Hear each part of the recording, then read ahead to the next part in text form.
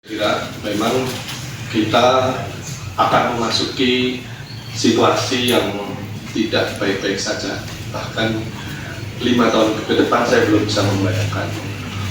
Tapi kalau saya boleh paparkan, mereview ya, atau setback pada pengalaman 5 tahun terakhir, paling tidak ada tiga skenario atau 3 tahapan yang kenapa kondisi pada hari ini dan ke depan akan seperti ini. Saya kira saya akan memulai dengan situasi pasca pemilu 2019 ya. Pasca pemilu 2019 itu tanpa ada bla bla bla gitu ya, tiba-tiba ada forum rekonsiliasi yang kalau kita masih ingat waktu itu di dalam bis MRT, kereta MRT ya, antara Presiden Jokowi dan Prabowo ya. Nah, awal dari pertemuan dan kemudian berlanjut pada koalisi inilah saya itu tesis saya itu menjadikan ini sebagai trigger ya, trigger dari persoalan-persoalan yang kemudian muncul sampai hari ini. Kenapa? Karena dengan di kooptasinya potensi pihak oposisi ya, dalam hal ini Prabowo yang kalah pada pemilu 2019 itu menjadikan situasinya sama sekali tidak ideal. Jadi yang pertama adalah koalisi dari kelompok yang kalah yang kemudian diadop oleh presiden ya.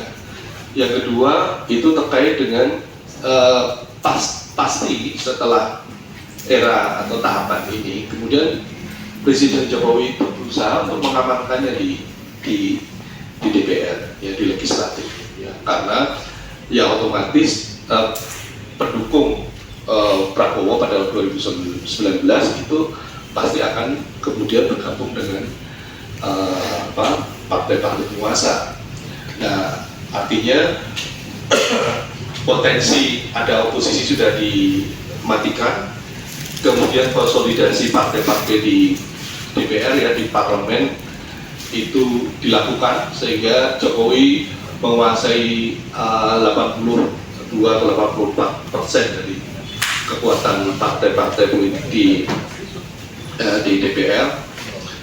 Nah, itu yang kemudian atau sejak saat itu maka kontrol ya terhadap presiden praktis tidak berjalan ya. Jadi kontrol atas presiden menjadi semakin melemah ya, karena semua akses dikendalikan oleh Presiden Jokowi. Nah, inilah saya menyebutnya si triggernya. Nah, kemudian setelah ini rupanya Jokowi itu merasa belum aman ya, kan setelah dia menguasai 80-sekian persen itu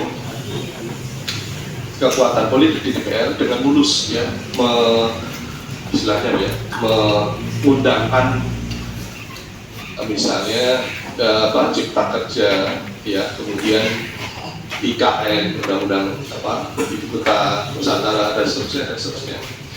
Nah, yang saya menjadi bagiannya adalah tanpa angin, tanpa hujan, kemudian tiba-tiba waktu itu saya masih di KPK ya, sebagai penasihat di KPK, itu ada peristiwa yang mungkin di luar ekspektasi semua orang. Tiba-tiba di luaran itu ada draft revisi undang-undang KPK ya. Jadi saya mendapat informasi salah satu atau mungkin satu-satunya lembaga negara yang di luar kontrol Jokowi itu adalah KPK. Lainnya itu praktis semua sudah dikooptasi di bawah kendali Jokowi. Nah, satu-satunya yang masih belum bisa dikendalikan, dikontrol oleh Jokowi itu KPK. Nah, maka kemudian terjadilah peristiwa yang kalau saya mencatat ini ada beberapa yang kemudian menjadi korban ya. Itu adalah proses apa istilahnya pengundangan yang paling cepat sepanjang sejarah Republik, karena dalam waktu 12 hari sejak keluar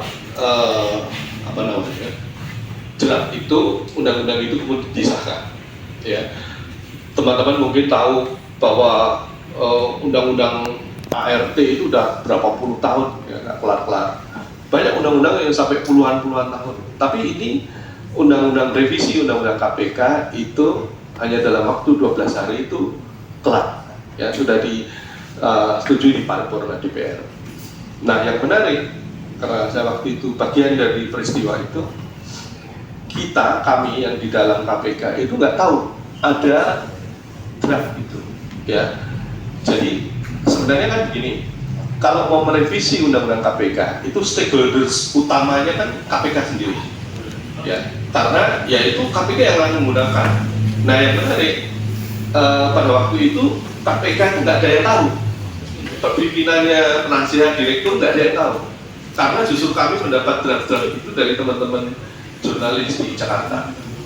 Bahkan karena penasarannya, kami mengirim surat waktu itu ke Menteri Hukum dan HAM untuk meminta draft yang resmi lah, karena yang beredar di luaran itu draft-draftnya itu beda-beda, redaksinya, isinya beda-beda. Nah, kami ingin yang resmi, mengirim surat ke Menteri Hukum HAM dan tidak dibalas, tidak direspon, sampai akhirnya kita mengirim lagi dua kali surat ke ke Menteri Hukum HAM dan tetap tidak dibalas, sampai akhirnya yang kemudian ada aksi-aksi ya, sampai menimbulkan korban yang ada siapa ini, Imawan Randi, ada Yusuf Kardawi dari Universitas Haloleo ya, Maulan Suryadi, Akbar Alamsyah, Bagus Putra Mahendra. Ini adalah martir-martir yang menjadi korban ketika terjadi aksi-aksi penolakan terhadap revisi Undang-Undang KPK. Nah, singkat kata, akhirnya kita tahu semua, KPK berhasil dikontrol, dilemahkan, dan ya seperti kita tahu, komisionernya juga banyak yang bermasalah, kena kasus ya ada Lili Pintauli mundur, terakhir Firly Bahuri mundur. Kemudian yang paling ekstrim adalah peng-ASN-an ya, seluruh pegawai di KPK. Jadi dulu pegawai KPK yang independen itu berubah statusnya menjadi ASN, dan itulah awal mula dari ya 3 independennya KPK. Ya, jadi KPK sudah menjadi bagian dari rumpun eksekutif. Kemudian yang kedua, secara kelembagaan itu juga dilemahkan dengan cara dipilihlah komisioner ya, pimpinan-pimpinan yang bermasalah ya, sampai hari ini. Nah, sebenarnya fenomena atau fakta empirik ini menunjukkan kepada kita semua, pada akhirnya kontrol Jokowi atas seluruh lembaga penting di negeri ini sudah dilakukan ya. Kalau kita nanti menyimak yang terakhir, saya kira MK juga menjadi istilahnya target ya, sasaran berikutnya. Nah, saya kira demokrasi yang sudah istilahnya berdarah-darah ya, kita bangun sejak pasca rezim Orde Baru ya, atau reformasi, itu kemudian kalau di dalam yang dimintakan kepada saya ini mengalami kemunduran yang luar biasa, kemunduran demokrasi ya. Banyak fakta-fakta yang menunjukkan bahwa proses legislasi di DPR pun itu sudah tidak seperti dulu lagi ya. Banyak yang misalnya kalau kita cek undang-undang minerba ya, tambang minerba itu tiba-tiba aja jadi undang-undang revisinya ya.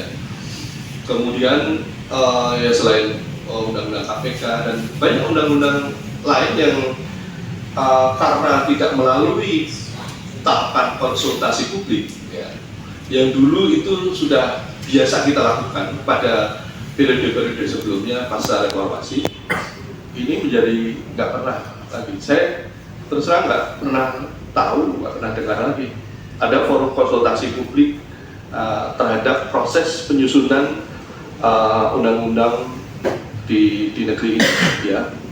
Jadi ya konsultasi publik nyaris tidak terdengar, kemudian warga hanya menjadi objek, bukan lagi subjek politik, dan pada akhirnya proses pengambilan keputusan dikuasai oleh, saya menyebutnya kartel politik, ya, yaitu parpol yang berperan seperti kartel, ya, bekerja sama antar partai dan partai dengan pemerintah, sehingga begitu begitu merugikan rakyat, ya, pada akhirnya. Nah, itulah fase-fase yang pada tahap pelemahan demokrasi itu berlangsung dengan, ya, relatif mulus lah, ya.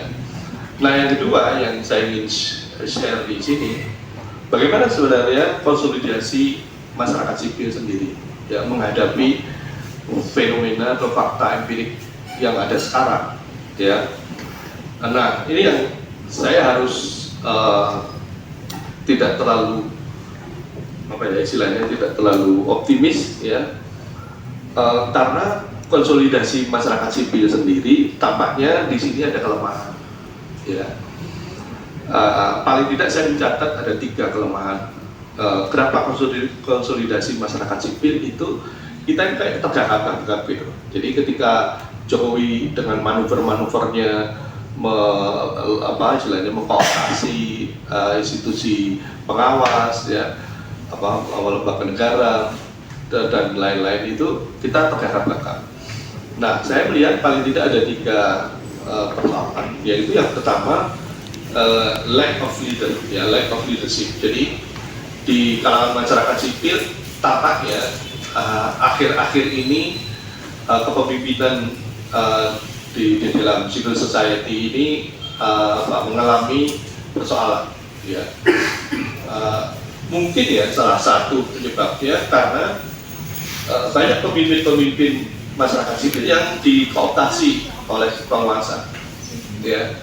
Sudah tidak perlu menyebut lah, banyak banget dulu teman kita di jalanan gitu, ya, tiba-tiba masuk istana dan goodbye gitu.